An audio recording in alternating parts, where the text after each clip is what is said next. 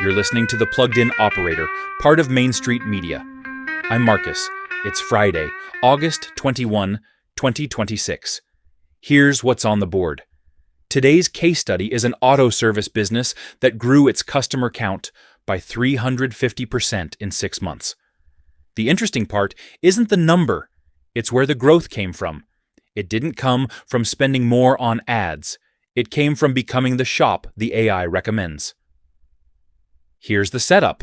Ordinary independent shop. Some Google ads, a website nobody had touched in 3 years, and a phone that rang when it rang. Their problem was two-sided. Not enough people found them, and the people who did find them leaked out before they ever booked. Their inquiry to booked job conversion was 8%.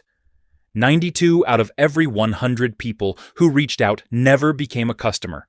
They went after both ends with AI, and the order they did it in is the whole lesson. First, the front end. They rebuilt how they show up online around one question.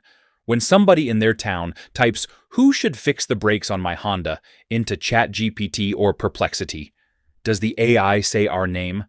That's a different game than ranking on Google. The AI doesn't hand you 10 blue links. It names one business, maybe 3. So they built out real, specific answers to the questions their customers actually ask on the phone.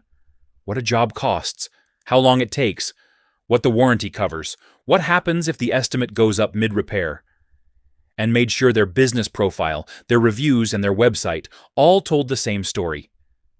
Consistency is what these systems reward.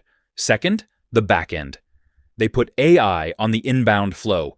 60 to 70% of inquiries, the price questions, the "Are you open Saturday?", the "Can I bring it Tuesday?", now get answered automatically at any hour. None of those sit in an inbox overnight anymore.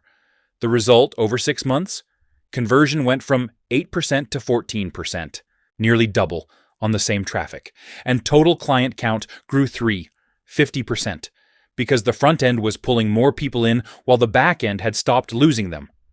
2 things to take from that. They didn't spend their way there. The growth came from being findable and being fast, and neither one is an ad budget. And the conversion fix alone nearly doubled the business before the traffic growth even showed up. If you only have energy for one project this fall, fix the leak before you turn up the faucet. So here's your action, and it takes 4 minutes. Today, open ChatGPT and type the exact sentence a customer would type. Your trade, your town. Then do it again with a specific job. Who can replace a water heater in your city? Write down what comes back and whether your name is anywhere in it.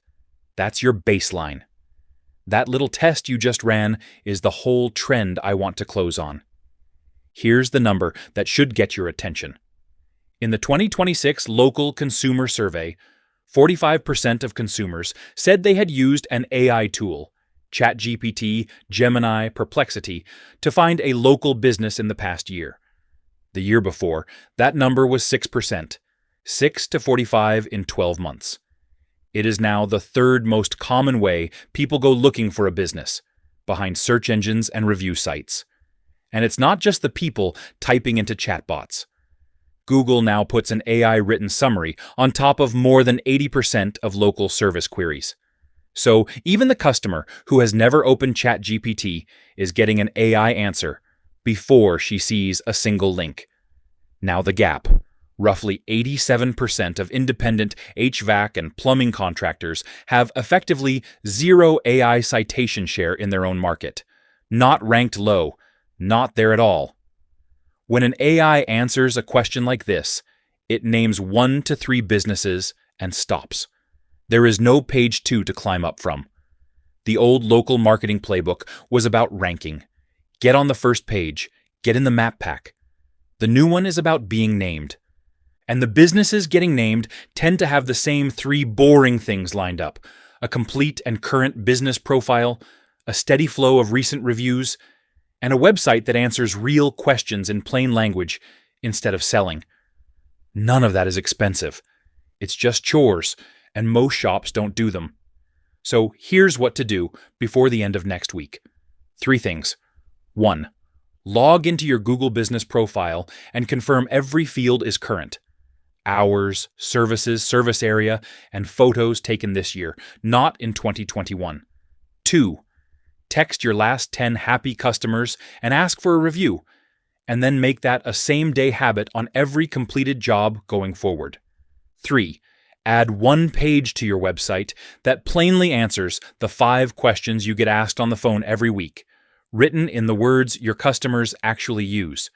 That's a weekend of work. That's how you get into the answer instead of watching from a page nobody clicks to. That's it for Friday. Find all 5 Main Street Media shows wherever you listen. Subscribe, leave a review, and I'll see you Monday.